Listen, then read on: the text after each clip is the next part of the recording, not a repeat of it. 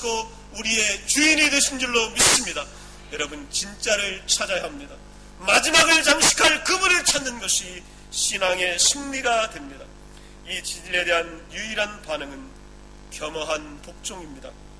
이스라엘 백성들이 약속의 땅에 막 들어가려고 할 때 하나님은 그들에게 도덕적 완벽을 기대하지 않았다는 것을 모세는 상기시키면서 재차 순종의 큰 상급과 반항의 무서운 결과를 설명하고 있습니다. 신명기 30장 10절에 보게 되면 내 마음을 다하며 뜻을 다하여 여호와 내 하나님께 돌아오라 이렇게 당부하고 있습니다. 윤리와 도덕을 지키라는 것 못 지킬 줄 알고 있습니다. 그래서 당부했던 게 바로 뭐냐면 열심히 하나님을 찾아라. 내 마음을 다하여 하나님께 헌신하라고 하나님은 백성들에게 원하셨던 것입니다. 완전함은 합리적인 기대치가 아닙니다. 그러나 헌신은 인간이 도달할 수 있는 믿음의 응답입니다. 헌신하고 열심히 믿음 생활하게 되면 하나님이 계신 곳에 우리는 도달할 수 있습니다. 하나님 계신 곳에 가까이 가고 그분을 만날 수 있게 되는 것입니다. 복음은 저와 여러분에게만 주어진 것이 아니라 보편적인 것입니다. 그러므로 이 복음에 대한 책임은 아무도 면할 수가 없습니다. 복음은 모든 사람을 위한 것이기 때문에 모든 사람은 복음의 기준, 즉 믿음을 만족시켜야 되는 책임이 우리들에게 있는 것입니다. 우리가 복음을 들었다고 하면 우리는 그 복음에 대한 응답할 책임이 있는 것입니다. 그리고 예수님은 그 책임을 우리에게 지금도 원하고 계신 겁니다. 헌신과 순종, 열정, 그리고 믿음을 원하고 계십니다. 그래서 예수님은 우리들에게 이와 같이 말씀하여 주신 겁니다. 로마서 10장 13절에 보게 되면 누구든지 주의 이름을 부르는 자는 구원을 얻으리라. 하나님의 은혜의 풍성함은 그를 부르는 모든 사람들에게 지금도 넘쳐나고 있습니다. 그의 이름을 부르는 자들에게는 구원을 얻으리라. 요한복음 3장 16절에 하나님이 세상을 이처럼 사랑하사 독생자를 주셨으니 이는 그를 믿는 자마다 멸망하지 않고 영생을 얻게 하려 하심이라. 예수님은 독생자가 되어서 이 땅에 오신 겁니다. 요한일서 2장 2절에 보면 그는 우리 죄를 위한 화목제물이니 우리만 위할 뿐 아니요 온 세상의 죄를 위하심이라. 오늘 내 죄만을 위한 것이 아니고 오늘의 죄만을 위한 것이 아니라 과거의 죄만을 위한 것이 아니라 내일의 죄까지도 내 주변에 있는 모든 사람을 위하여 예수님은 화목제물이 되어 주셨습니다. 우린 연약한 존재입니다. 내일 일을 알지 못합니다. 그렇기 때문에 우리가 나아갈 수 있는 유일한 분은 예수 그리스도 한 분이십니다. 그분에게 나아가야 구원이 있습니다. 생명의 생수가 있습니다. 영원히 목마르지 않습니다. 우리의 짐을 내려놓을 수가 있게 되는 것입니다. 그래서 주님은 우리에게 오늘도 초대장을 보내고 계십니다. 히브리서 2장 9절에 보게 되면 죽음의 고난받으심으로 말미암아 영광과 존귀로 관을 쓰신 예수를 보니 이를 행하심은 하나님의 은혜로 말미암아 모든 사람을 위하여 죽음을 맛보려 하심이라. 예수 그리스도는 우리를 위하여 십자가에 달려 돌아가신 것입니다. 그런데 이스라엘 백성들은 열심히 있었는데 이 예수님을 잘못 알았습니다. 방향이 잘못되었습니다. 하나님의 말씀을 기반 삼지 않는 열심이었기 때문에 달리기는 열심히 달렸는데 달려서 한참 지나고 나보니까 엉뚱한 곳에 있었던 겁니다.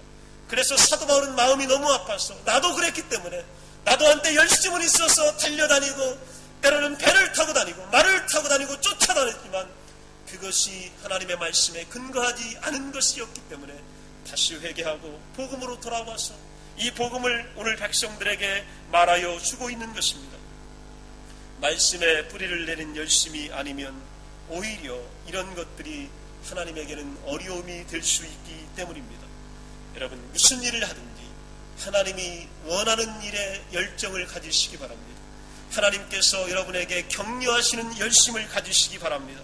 하나님이 원하시는 열심을 내야 되는데 그렇지 않게 되면 여러 가지로 우리에게 고단함이 찾아오기 때문입니다.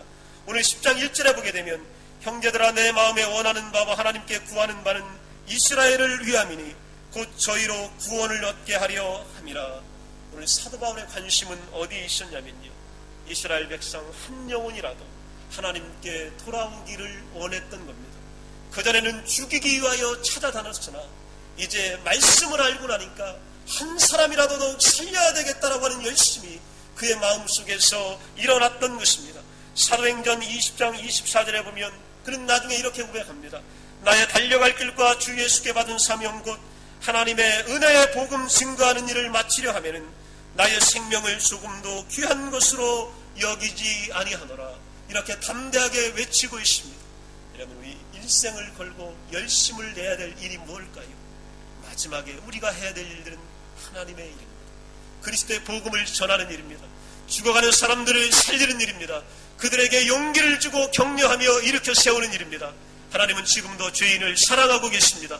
오늘도 용서하고 계십니다. 돌아오기를 기다리고 계십니다. 그들의 죄를 묻지 않으십니다. 그들의 행위를 묻지 않으십니다. 그리고 자신의 의를 우리에게 덧입히셔서 우리로 하여금 의롭게 여김을 받도록 만들어 주시는 겁니다. 여러분, 우리가 원래부터 귀해서 귀한 존재가 아닙니다. 하나님이 우리를 귀하게 여겨주니까 귀한 존재가 된 거예요. 이것이 바로 하나님의 은혜입니다. 여러분이 어떤 모습을 띠고 있을지라도 하나님은 여러분을 지금도 귀하게 여기고 계십니다. 오늘도 그분은 생명처럼 여러분을 찾고 기다리고 있습니다. 그러면 여러분, 어떻게 하면 우리 가운데 이 믿음이 생겨날까요? 로마서 10장 17절에 나와 있습니다. 그러므로 믿음은 들음에서 나며 들음은 그리스도의 말씀으로 말미암느니라. 믿음, 신앙, 순종이 어디에서 나오냐면 하나님의 말씀을 듣고 또 듣는 데 있습니다. 여러분, 일생의 시간 가운데 하나님의 말씀과 가까이 하는 시간을 가장 많이 할애하시기 바랍니다. 여러분, 하나님의 말씀이 내 귀에 들려져야 내게 믿음이 생겨나고 은혜에 대한 감동과 감격이 일어나고 이로 인하여서 하나님에 대한 헌신이 나에게서 일어나게 되는 것입니다. 굳건한 믿음을 갖기 원하시면 말씀을 들으십시오. 열심을 내십시오. 성경을 읽는 일에 좀 열심을 내시고, 말씀을 듣는 일에 열심을 내시고, 예배하는 일에 열심을 내시고, 하나님의 음성 듣기를 열심을 내십시오. 그러면 그 가운데 믿음이 생겨납니다. 그러면서 우리 이길 수 있습니다. 그리고 주님이 크게 보이게 됩니다. 그리고 나의 문제는 작게 보이게 됩니다. 그리고 주님이 문제를 해결하시는 것을 내가 체험하게 됩니다.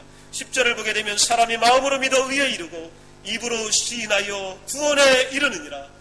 성경은 마음에 믿고 우리의 입술로 예수님을 시인하게 되면 모든 죄에서 나를 구원하신 구세주를 인정하게 되면 그가 우리의 구원자가 되고 소망이 될 것이라고 말씀하여 주셨습니다.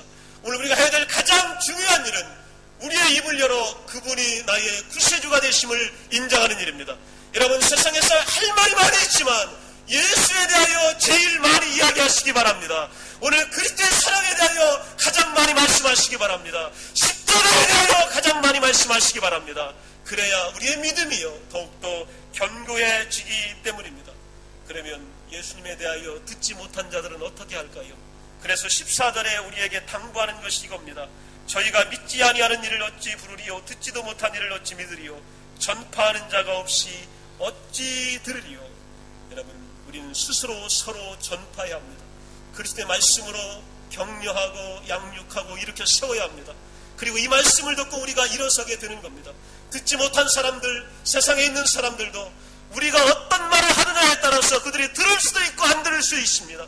예수 믿는 사람이 모일 때마다 예수 얘기하고 복음 얘기하고 십자가 얘기하게 되면 언젠가 그들이 밥 먹다 듣고 차례시다 듣고 같이 이야기하다 듣게 되어 있습니다. 그래서 오늘 성경은 당부합니다. 말하는 자가 없는데 어떻게 들을 수 있겠느냐. 오늘 우리들에게 말하라는 겁니다. 열심히 그리스도에 대하여 증거하라고 하는 것입니다. 이것이 바로 우리가 해야 될 일을 성경은 우리들에게 말씀하여 주고 있습니다. 마지막으로 한 가지 예화를 드립니다. 18세기 미국 부흥의 아버지라고 부르는 조지 휘필드 목사님이 있습니다. 이분은 초인간적으로 전역을 돌면서 설교를 한 사람입니다. 적어도 일주일에 때로는 40시간, 때로는 60시간씩 설교했던 어마어마한 열정의 소유자입니다. 주변 사람들이 너무 걱정이 돼서 휘필드에게 좀 쉬어야 되겠습니다. 그러다가 죽으면 어떻게 합니까? 이렇게 만류했고 권했지만 조지 휘필드 목사님은 아랑곳하지 않고 계속해서 열정적으로 말씀을 증거합니다. 휘필드는 늘 이런 말을 입에 달고 살았습니다. 나는 녹이 쓸어 없어지기보다는 달아 없어지기를 원하노라. 우리의 인생과 시간이 녹이 쓸어 없어지기보다는 예수님을 위하여 복음을 위하여 달아 없어지기를 힘쓰시길 바랍니다. 이것이 바로 축복의 위대한 통로가 될 줄로 믿습니다. 하나님이 왜 우리에게 목숨을 주셨을까요? 우리에게 왜 건강을 주셨을까요? 우리에게 왜 소유를 주셨을까요? 우리에게 왜 사람을 주셨고 자녀를 주셨을까요? 녹이 쓰도록 내버려두라고 주신 것이 아니라 오늘 달아 없어지도록 열심히 일하고 수고하고 성실하게 복음 전하며 하나님의 말씀을 전파하라고 이 사명을 우리에게 주신 것입니다. 이번 일주일간 여러분 열심히 기도하고 말씀 묵상하고 믿음이 자라나서 하나님에 대한 확고한 신뢰와 견고한 신앙으로 어떤 어려움도 이기고 승리하는 위대한 믿음의 종결자들이 다 되시기를 예수의 이름으로 간절히 축원합니다. 일어나시겠습니다. 기도합니다.